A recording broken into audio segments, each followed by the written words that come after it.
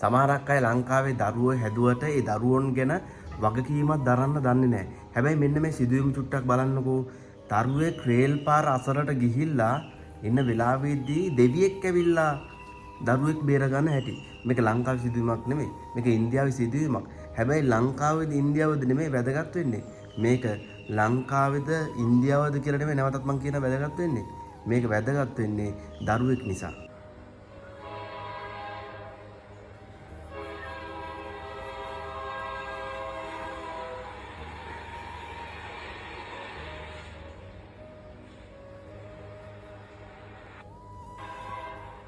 පුංචි දරු පැටවු ගැන ආරක්ෂාව පිළිබඳව දෙමව්පියෝ වැඩිපුරම වග කියන්න ඕනි. පුංචි කාලේදී කිසිම දෙයක් දරුවන්ට තේරෙන්නේ නැහැ. මහපාරේට යනවා. ෆෝන් එකක් අතර ගන්නවා. සමහරක් වෙලාවට ඒ කට්ටිය කිසිම දෙයක් තේරෙන්නේ නැතුව කරනවා.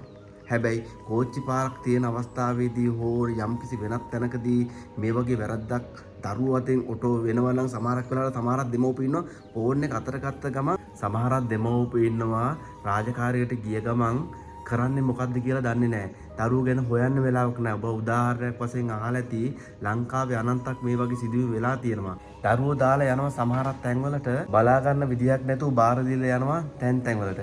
හැබැයි බලා ගන්න බාර දීලා යන තැන් සමහරක් තැන්වල හරියට බලා ගන්න නැතු වුණාම තමන්ගේ දරුවගේ ජීවිතේ විනාශයටපත් වෙනවා.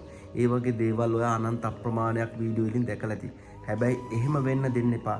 දෙමව්පිය කෙනෙක් වුණාට පස්සේ දරුවෝ ගැන හොඳට හොයලා බලන්න. දරුවා මොනවද කරන්නේ? පාසල් ගිහිල්ලා මොකද කරන්නේ?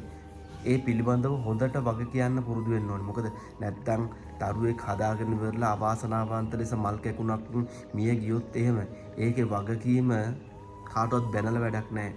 පස්සේ අඬලා දොඩලා වැඩක් නැහැ. වෙන්න කලින් තමයි කියන්නේ දරුව පිළිබඳව මීට වැඩිය අවධානයෙන් සිටින්න.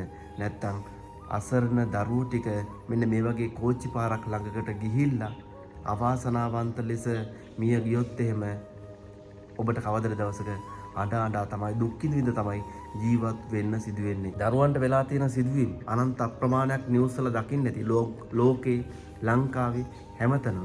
හැබැයි ඒ දේවලුත් උදාහරණයට ගන්න බලන්න. අද කාලේ දෙමව්පියෝ ජංගම දුරකථනයක් ගත්තට පස්සේ සමහරක් වෙලාවට ජංගම දුරකථනේ ඇතුළෙම තමයි ඉන්නේ. හැබැයි දරුවෙක් කරන්නේ මොකද්ද? ඒ පිළිබඳව කිසිම අවබෝධයක් නැහැ සමහරක් අම්මලා තාත්තලාට. ඇත්තනම් සමහරක් වෙලාවට මේක ඇත්ත විදිහට දකින්න පුළුවන්. නමුත් සමාජයේ මේ වගේ දේවල් දැක්කට පස්සේ ඔබත් ඔබගේ දරුවා පිළිබඳව මීට වැඩිය අවධානයෙන් සිටින්න. මොකද්ද හිතෙන්නේ? මේ දරුවා බේරා ගැනීම සම්බන්ධ දෙවියෝ ඇවිත් හරකෙක් වෙලා ඇවිත් තමන්ගේ දරුවා මේ විදිහට බේරා ගත්තට පස්සේ කරලා තියෙන පින මහ මෙරක් වගේ අදහසක් දාගෙන යන්න පුළුවන්. ඔයාටත් මුළු ලෝකෙටම බලන්න දරුවෝ පිළිබඳව වටිනාකමක් දන්න දෙමව්පියෝ පමණක්.